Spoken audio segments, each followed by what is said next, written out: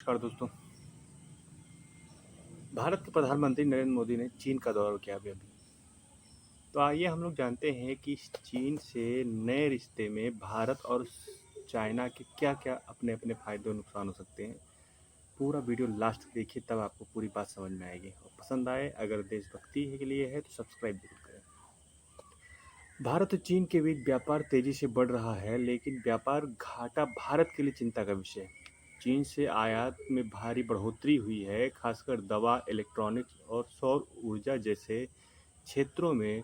सरकार घरेलू उत्पादन को बढ़ावा देने के लिए और चीन पर निर्भरता कम करने के लिए कोई खास कदम उठा रही है। अब क्या हुआ था, भारत और चीन के बीच व्यापार में तेजी धीरे धीरे बढ़ रही है, लेकिन व्यापार में अभी भी चीन का पलड़ा ज़्यादा भारी है, क्योंकि चाइनीज चीज़ें जो होती हैं वो सस्ती होती हैं, इसलिए चीन का पलड़ा ज़्यादा भारी है।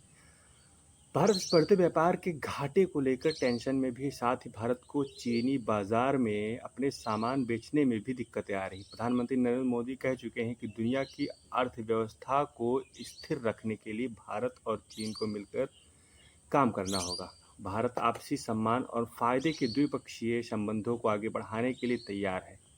घरेलू उत्पाद को बढ़ावा देने और चीन पर निर्भरता कम करने के लिए भारत सरकार नए कदम उठा रही है।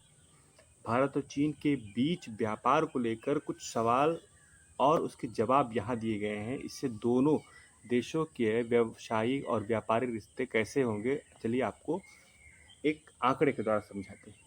अप्रैल से जुलाई 2025-26 के बीच भारत का निर्यात 19.97% बढ़ा है। यह बढ़कर 5.75 अरब अमेरिकी डॉलर हो गया था। वहीं आयात 13.06% बढ़कर 40.65 अरब अमेरिकी डॉलर रह गया। वित्त वर्ष 2024-25 में भारत ने 14.25 अरब अमेरिकी डॉलर का निर्यात किया था, जबकि 113.5 अरब अमेरिकी डॉलर का आयात भी किया था। आयात और निर्यात के बीच अंतर व्यापार घाटा कहलाता है।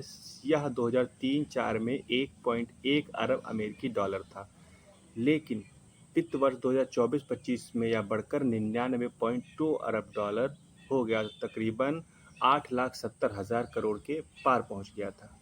पिछले वर्ष में चीन ने भारत के साथ व्यापार में जो घाटा हुआ था, उसमें 35% की गिरावट देखी गई थी। भारत का कुल व्यापार घाटा 283 अरब अमेरिकी डॉलर था।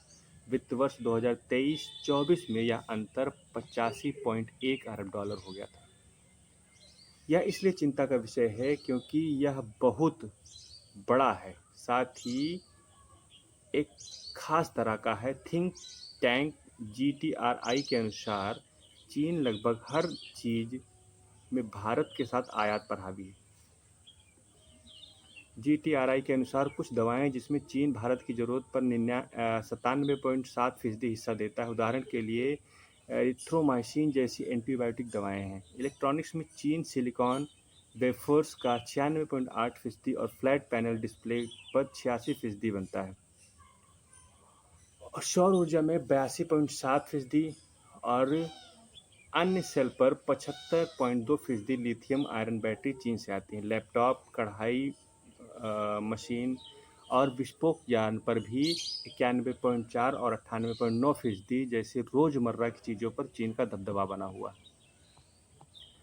भारत सरकार घरेलू उत्पादन को बढ़ावा दे रही है। इसके लिए 14 से ज़्यादा क्षेत्रों में उत्पादन से जुड़ी प्रोत्साहन योजनाएं शुरू की गई। सरकार बाजार में खराब क्वालिटी के उत्पादों को रोकने के लिए सख्त कदम उठा रही है। क्वालिटी कंट्रोल, टेस्टिंग प्रोटोकॉल और अनिवार्य सर्टिफिकेट जैसे उपाय कर रही है। सरकार भारतीय कंपनियों को अपनी सप्लाई चैन से बदलाव करने के लिए कह रही। कंपनियों को दूसरे देश में सामान खरीदने के लिए कहा जा रहा है। इसमें चीन का निर्यात भी कम होता चला जाएगा और अपना जो भारत का है चीज़ें हैं वो धीरे धीरे आगे बढ़ती चली जाएंगी। तो यदि हम बाहरी चीज़ों का, चीन की चीज़ों का बहिष्कार करते रहेंगे तो धीरे धीरे अपना जो सामान है ऑटोमेटिक बिकने लगेगा और हम दूसरे देशों में भी अपनी पैठ बना सकते हैं। तो इतना व्यापार जो चलता है चाइना से, उसको धीरे धीरे कम करने के लिए हम सब लोग को आगे आना होगा और स्वदेशी चीज़ों को अपनाना होगा। सभी से निवेदन है कि चीज़ें स्वदेशी अपनाएं। वीडियो पसंद आए सब्सक्राइब करें, शेयर करें, जिससे थोड़ी बहुत नॉलेज आपके दोस्तों को भी मिल सके। मिलते हैं नेक्स्ट पार्ट में, तब तक के लिए नमस्कार, जय हिंद।